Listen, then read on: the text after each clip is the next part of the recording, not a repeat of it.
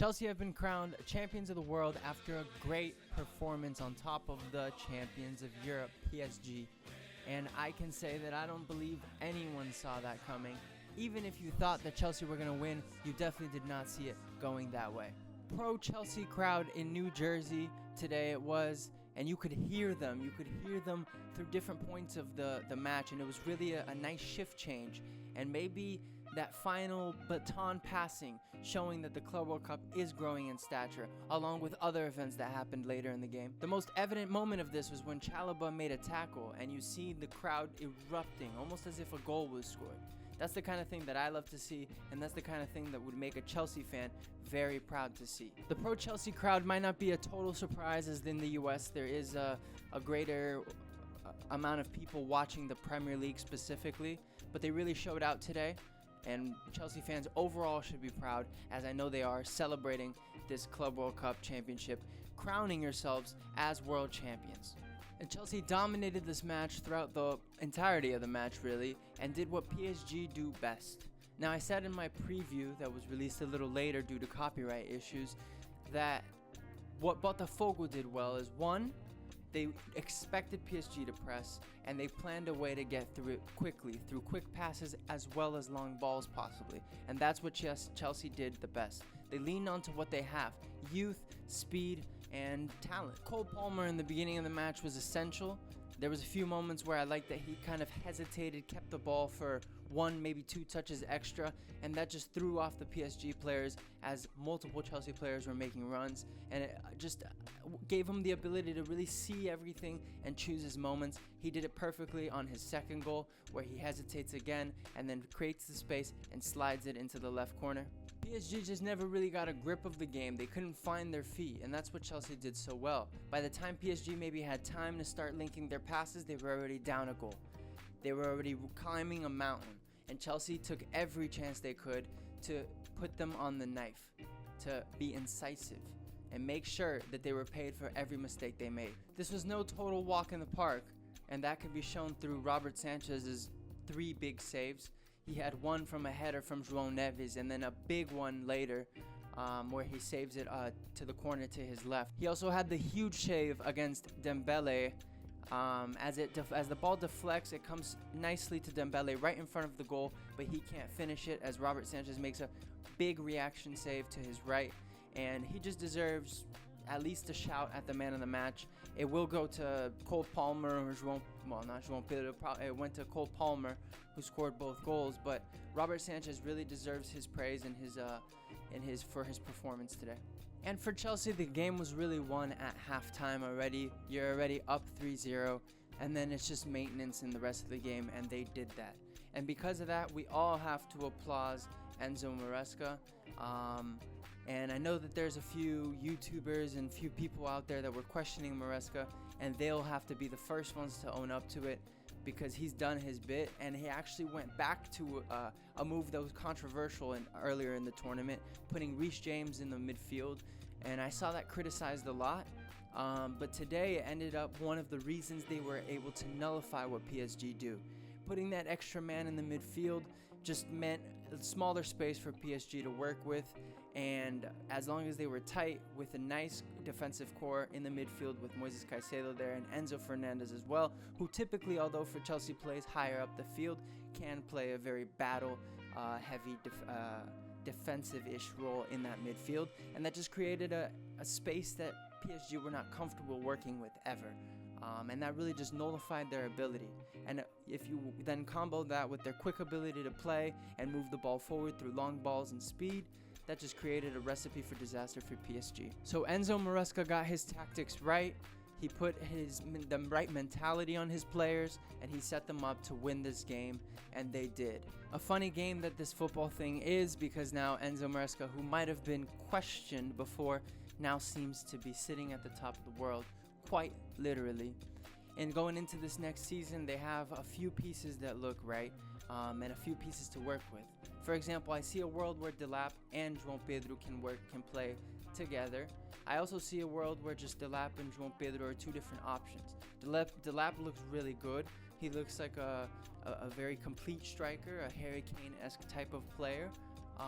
not necessarily in his build-up, but João Pedro has that same incisiveness in front of goal, but he also is a creative type player. He doesn't necessarily only see the goal. He can help you confuse defenses. He can help you move the ball and keep it as well. But he's also there in front of goal. He makes it, he scores it. He's shown to be very incisive, which is very important. And now I just want to see João Pedro do that same thing for Brazil. Brazil has been missing someone in the striker position, and part of that reason may be that when that center forward wave has come, because now a striker is rare across the world. When the center forward and cam, maybe false nine wave came, Brazil never had a player to fill in that gap, fill in that hole. We never had someone in that space. Brazil are very wing heavy, but we don't have anyone in the center. And João Pedro might be that player. He might be the glue that can bring Brazil back to the top, and I really want to see it. Pressure is on, because you are showing everything that you can do. You are showing your talent, and now you have to show it in Brazil's yellow jersey.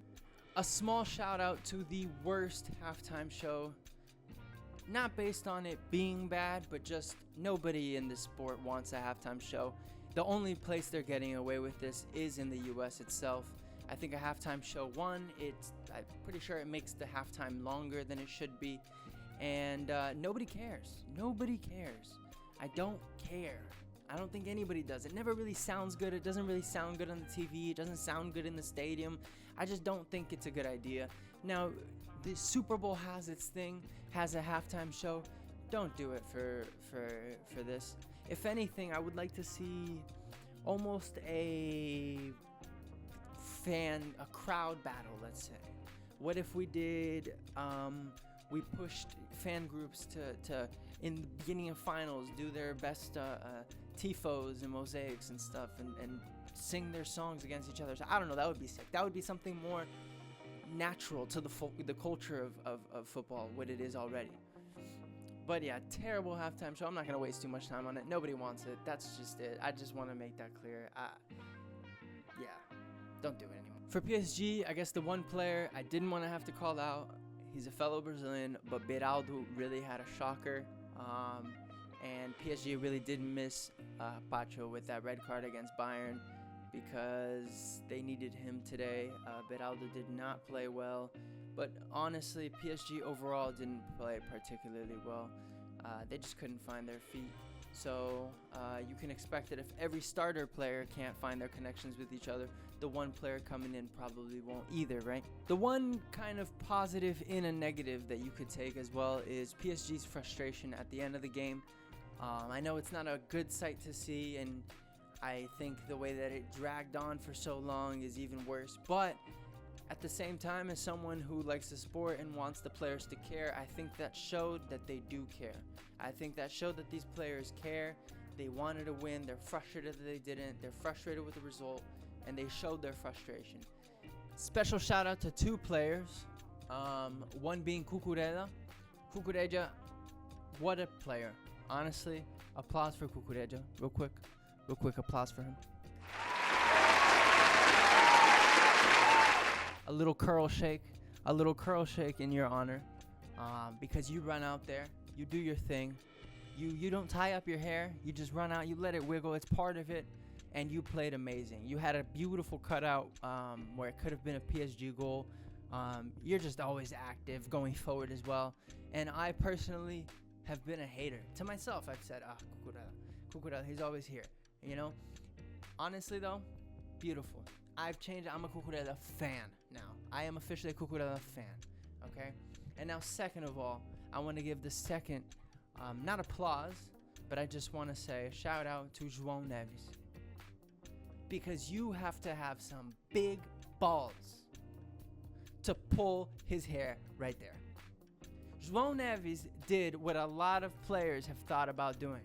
That's all I'm saying. That's all I'm saying. He did what a lot of players have thought about doing. He saw the scoreboard. He saw it was 3-0.